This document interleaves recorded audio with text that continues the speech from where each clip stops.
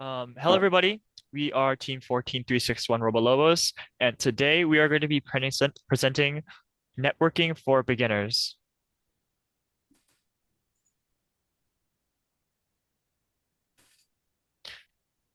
So today we're first going to go over kind of who we are, our journey, and kind of how we got here, and then we're going to kind of go into what networking is, why it's important, and what we kind of do. We're also going to talk about the importance of it for the team, for the community, how it is important in competition as well, and how to maintain these connections. So who are we? As mentioned kind of earlier, we are Team 14361 Robolobos, an FTC robotics team from Cedar Park High School. In 2023, we competed in the first World Sport Championship and have been UIL 5A state champions for the past 2 consecutive years. We have also won awards for Inspire, Motivate, Control, and Innovate in our league, regional, and state competitions. Okay, so following power play, our team faced a major dilemma as the majority of our team were seniors. And because of this, with a new roster of team members for the center stage season, we aim to make substantial changes, particularly in improving the business and networking side. However, in the start, we faced issues, lots and lots of cold emails. Although it can be frustrating, cold emailing is a part of networking that will occur in your attempts to make connections. In the beginning of the season, we reached out to hundreds of businesses through emails and calls, receiving only a handful of responses. However, even a few responses can develop into deep, strong relationships that can expand your opportunities through networking. Despite often being overlooked, business is a crucial aspect of FTC that can significantly impact whether a team progresses in competition. One of the core values of FIRST is to spread and promote STEM education, which requires that teams have to actively market themselves, build outreach efforts, and communicate the FIRST message. Given this, new teams often wonder how to achieve these goals, and the quick answer is networking. Networking involves building relationships with individuals and businesses for professional purposes, allowing for the exchange of information and resources in a mutually beneficial manner. This practice is particularly important in FTC for developing new outreach initiatives and securing support from companies or individuals. So to begin, here are some basic helpful tips to keep in mind when networking. First, when contacting higher level companies like Samsung, Tesla, Apple, Microsoft, whatever it is infinitely easier if you have pre-existing connections with individuals who may also have connection to these companies. Secondly, this should be a given, but when contacting and making connections with anyone, you should have a clear or at least mostly clear goal in mind for what you want to achieve. Lastly, each person or business you contact will need a different way of approach, whether it be a more casual and conversational interaction or a more professional and straightforward interaction. It is important to tailor your message based on the connection you're reaching out to. So, utilizing pre-existing systems. When attempting to develop connections with companies, there are some important aspects you may want to learn or keep in mind. Companies place great importance on giving back to their communities, often implementing programs that support and encourage employee involvement while offering additional benefits. For instance, employee volunteer programs, or EVPs, provide structured opportunities for employees to engage in volunteer work during work hours. Volunteer Volunteer time off, or VTO, policies also allow employees to take paid time off specifically for volunteering. Corporate social responsibility, or CSR, initiatives involve companies that actively participate in various social and environmental causes. Now, you may ask, why is this important? Well, if you understand and utilize these correctly, you can have a significantly easier time making connections with companies and building outreaches. All right, so let's delve a little bit more into these specific programs. Volunteer time off, otherwise known as VTO, allows employees to basically take paid time off to specifically support approved organizations or charities. This enables them to contribute to causes that they care about while still being able to be paid. Through VTO, employees can engage in various activities such as community service, neighborhood cleanups, or support for local schools, all while receiving their regular pay. This program not only benefits the communities being served, but also fosters a sense of fulfillment and engagement among the employees. Corporate social responsibility, also known as CSR, involves a company implementing policies that promote ethical practices and social responsibility. A crucial component of CSR, particularly for networking, is community engagement. Through CSR initiatives, companies encourage employees to volunteer and contribute to charitable causes, fostering a culture of giving back within the company.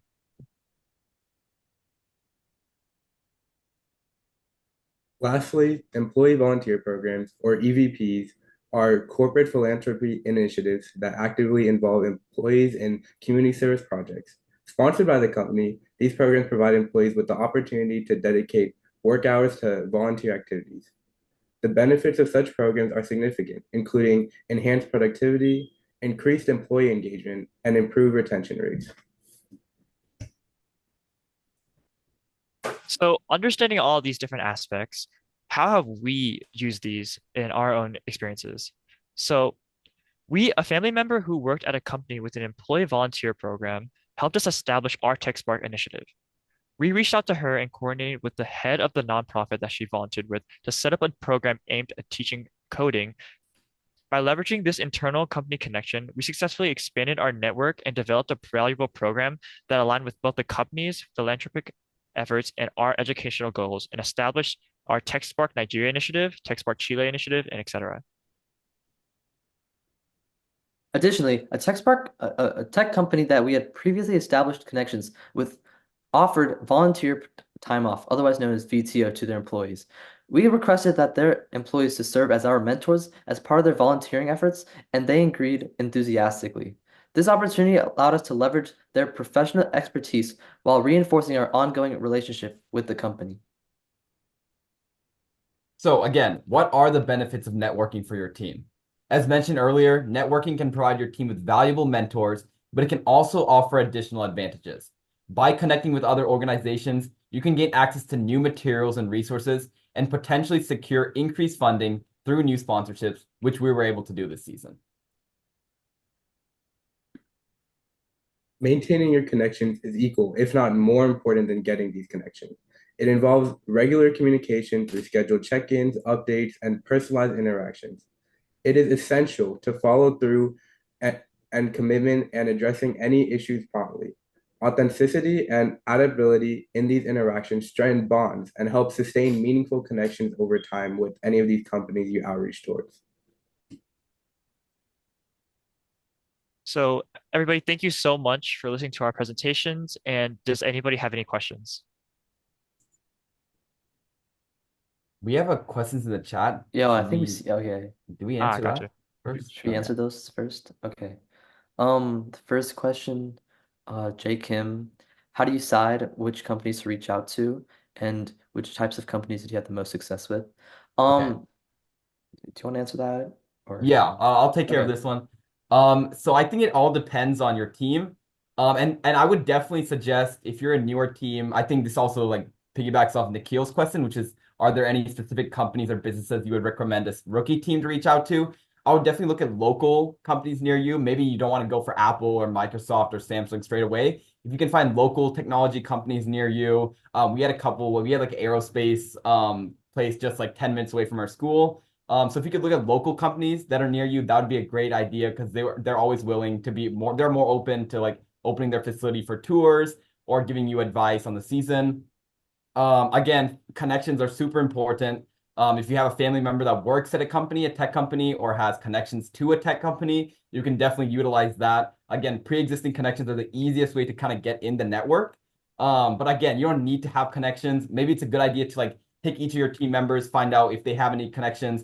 If not, I would definitely recommend reaching out to local companies, local tech companies, local manufacturing companies, and see if they're willing to have a tour. Obviously, there's a very low success rate when cold emailing. That's why it's called cold emailing. But if you continue to keep doing this with everything in your region, eventually you'll get a couple of companies that are willing to support your FTC team.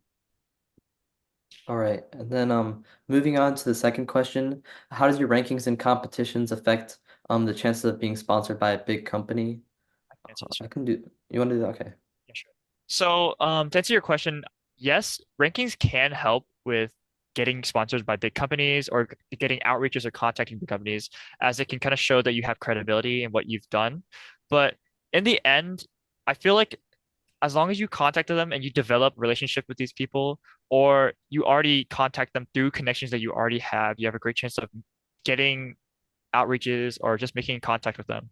And I think that you just gotta really learn to how to market yourself. You have to show that you are kind of easy to approach. You have to show that you have your clear goals in mind when you're contacting them, and that you are fast to respond and just someone that they can just contact and be keep in contact with.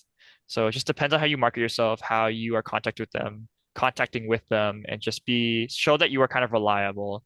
And yeah. Yeah, And yeah, again, bouncing off. Okay. like Dustin said, again, so you don't want to jump to the sponsorship immediately. You don't have to jump to the sponsorship immediately. It's better, I think you'd have a higher success rate, especially with these big companies, if you start actually trying to like have events with them, tour their facility, and then once you've made that initial connection, then you could probably go for a sponsorship. Obviously, some companies you might want to go straight for a sponsorship, like cold call for a sponsorship. But I would suggest local companies for that. And then for these big companies, try to get like a workshop tour, meet the people there, see what their mission is and how they align with your FTC team before you ask for sponsorships.